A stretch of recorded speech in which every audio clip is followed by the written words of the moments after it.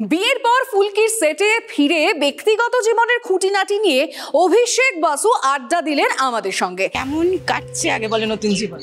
খুব ভালো, যা এক্সপেক্ট করছিলাম তার থেকে অনেকটাই ভালো।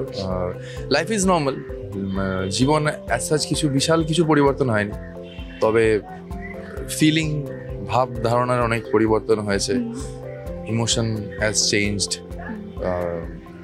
মানুষটাকে দেখার পর মানে একটা রিয়াকশন এখন অন্যরকম হয়ে গেছে, একটা অন্যভাবে এখন অন্য, ওটা বলে বোঝানো যাবে না, but what ever it is great. আমরা যেটা শুনেছি মানে রিসেন্টলি তুমি হানিমুন থেকে ফিরলে, খুব সুন্দর সুন্দর আমরা ছবি দেখেছি, বাট তোমাদের প্ল্যান ছিল কাশ্মীরের, তোমাদের পুরো ট্রিপটা কি আগে থেকেই অর্গানাইজ ছিল এবং সবটা শেষ মুহূর্তে ক্যান্সেল করতে হলো? হ্যাঁ, মানে ওই প্ল্যানটাও শেষ মুহূর্তেই হয়েছিল, kind of short and sweet mountain ট্রিপের প্ল্যান ছিল।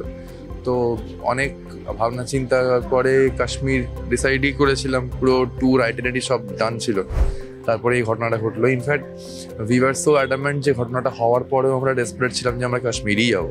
আর শুনছিলাম যে সবাই ট্রিপ ক্যান্সেল করে দিচ্ছে, অনেকে ফিরে চলে আসছে, তো ওইটা একটা ইনসিকিউরিটি দেয় যে তো হোয়াট এভার, ঠিক আছে। তো it was change to Auli, it was a great place. আর বিয়ের পর লাইফস্টাইলে কি কি চেঞ্জেস আসলো, নতুন কি রুলস এন্ড রেগুলেশনস ইম্পোজ হলো?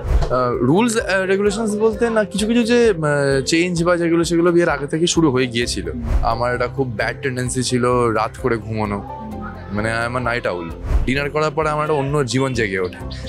হ্যাঁ, শুধু মানে এনার্জি বলে না, রাত্রে আমার ক্রিয়েটিভিটি অ্যাট ইটস পিক থাকে। তো ঘুম এখন খুব আর্লি হয়ে গেছে আমার, কারণ তিনি খুব মানে তাড়াতাড়ি early to bed early to rise পছন্দ করেন।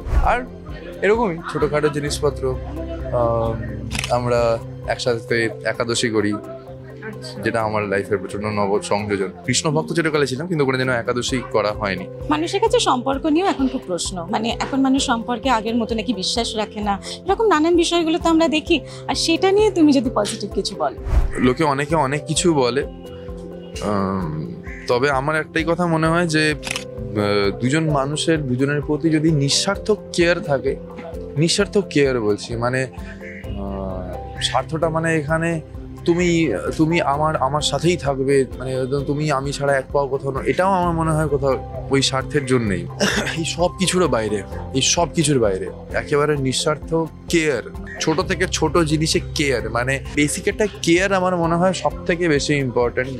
ওইটা যদি না থাকে, ওই সেলফলেস কেয়ারটা, মানে আজকে যদি তোমাকে অপশন দেওয়া হয় যে তোমার একটা ভয়ঙ্কর ভালো চকচকে মানে গোল্ডেন ক্যারিয়ার, নাকি একটা happy go lucky easy happy comfortable life with your loved one, যবে তুমি বলতে পারবে যে নো আই চুজ দিস, তাকে বিয়ে করা উচিত।